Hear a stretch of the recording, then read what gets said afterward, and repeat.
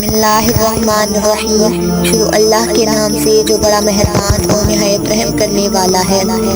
آج میں آپ کو قوم سبا کا ایک واقعہ سناؤں گی۔ اہل سرسار کی ایک قوم سے قوم سبا بھی کہا جاتا ہے۔ اللہ تعالیٰ کی بے شمار نعمتوں کے اندر زندگی گزار رہی تھی۔ یہ قوم ایک عظیم تہذیب و تمدن کی مالک تھی۔ حضرت داؤد علیہ السلام اور حضرت سلیمان علیہ السلام کی بعظمت حکومتوں کے بعد ان کی حکومت زبان زد خاص و عام تھی۔ کہا جاتا ہے کہ یہ قوم گندم کے مغز سے آٹا پس کر روٹیاں پکاتے تھے، لیکن اس کے برعکس وہ اس قدر اسراف کرنے والے اور ناشکرے تھے کہ انہی روٹیوں کے ساتھ بچوں کا پاخانہ صاف کرتے تھے۔ بعد ازاں ان آلودہ روٹیوں کو اکٹھا کرنے سے ایک پہاڑ بن گیا تھا۔ پھر ایک صالح شخص نے وہاں سے گزرتے ہوئے ایک عورت کو دیکھا جو روٹی کے ساتھ بچے کے پاخانے کے مقام کو صاف کر رہی تھی۔ اس شخص نے عورت سے کہا، تیرے اوپر افسوس، خدا سے ڈر، کہیں ایسا نہ ہو کہ خدا تیرے اوپر اپنا غضب ڈھائے اور تجھ سے اپنی نعمت چھین لے۔ اس عورت نے جواب میں ایک مذاق اڑایا اور معذورانہ انداز میں کہا، جاؤ جاؤ گویا کہ مجھے بھوک سے ڈرا رہے ہو۔ جب تک سرسار جاری ہے مجھے بھوک سے کسی قسم کا کوئی خوف نہیں ہے۔ کوئی زیادہ عرصہ نہیں گزرا تھا کہ اللہ تعالیٰ نے ان لوگوں پر اپنا غضب ڈھایا۔ پانی جو کہ زندگی کی بنیاد ہے ان لوگوں سے چھین لیا، یہاں تک کہ قحط نازل ہوا۔ بات یہاں تک پہنچ گئی کہ ان کی ذخیرہ کی تمام غذا ختم ہو گئی۔ آخرکار وہ مجبور ہو گئے کہ انہیں آلودہ روٹیوں پر ٹوٹ پڑے جو ان لوگوں نے اکٹھی کر کے پہاڑ کی مانند ڈھیر لگایا ہوا تھا، بلکہ وہاں سے روٹی لینے کے لیے صف لگتی تاکہ ہر کوئی وہاں سے اپنا حصے کی روٹیاں لے سکے۔ کفران نعمت قحط اور ان کی بدحالی کے بارے میں متعدد روایات موجود ہیں۔ سورہ نحل کی آیت نمبر 112 اور 113 میں یوں ارشاد ہوتا ہے، اور اللہ نے اس بستی کی بھی مثال بیان کی ہے جو محفوظ اور مطمئن تھی۔ اس کا رزق ہر طرف سے باقاعدہ آ رہا تھا، لیکن اس بستی کے رہنے والوں نے اللہ کی نعمتوں کا انکار کیا تو خدا نے انہیں بھوک اور پیاس کا مزہ چکھایا، صرف ان کے ان اعمال کی بنا پر کہ جو وہ انجام دے رہے تھے۔ اور یقیناً ان کے پاس رسول آیا تو ان لوگوں نے اس دن کو جھٹلایا تو پھر ان تک عذاب آ پہنچا کہ یہ سب ظلم کرنے والے تھے۔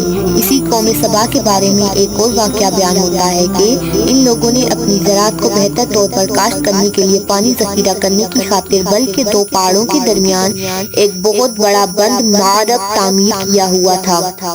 سوراخ اور دوسرے پہاڑوں سے گزرا ہوا پانی اس بند میں آ کر وافر مقدار میں جمع ہو جاتا تھا۔ قوم سبا نے اس پانی سے صحیح طور پر استفادہ کرتے ہوئے وسیع و عریض اور بہت سے خوبصورت باغات لگائے اور کھیتی باڑی کو رونق بخشی۔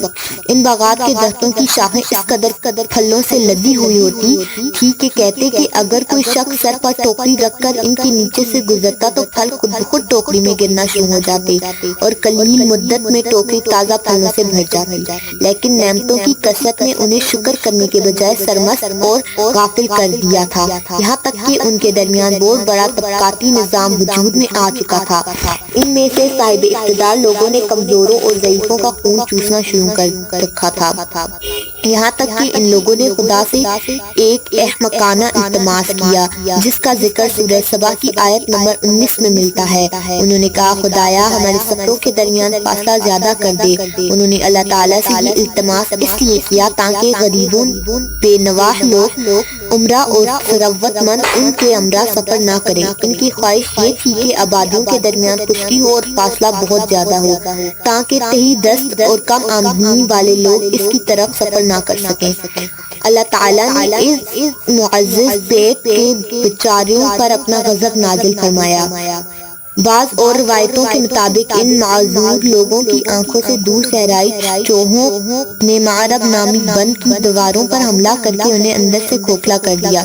ادھر سے بارشیں زیادہ ہوئی جن کی وجہ سے سیلاب آ گیا اور ان بند میں پانی بہت زیادہ اکٹھا ہو گیا۔ اچانک بند کی دیواریں ٹوٹی، اس سے ایک بہت بڑا سیلاب آیا جس میں تمام دیہات، آبادیات، مال مویشی، باغات، کھیتیاں، ان کے محل اور گھر پانی میں غرق ہو کر نابود ہو گئے۔ ان کے باغات اور زراعت میں سے صرف بیری کے درخت اور کچھ جھاڑیاں بچی تھی۔ خوش الحان پرندے وہاں سے کوچ کر گئے تھے، جبکہ الواواؤں اور کووں نے قوم سبا کے کھنڈرات میں اپنے گھونسلے بنا تھے۔ اس بات کا ذکر سورہ سبا کی آیت نمبر 15 اور 16 میں ملتا ہے، اور آخر میں سورہ سبا کی آیت نمبر 17 میں قرآن کریم میں اس واقعے کا یوں نتیجہ نکلا ہے، یہ ہم نے ان کی ناشکری کی سزا دی ہے اور ہم ناشکروں کے علاوہ کسی کو سزا نہیں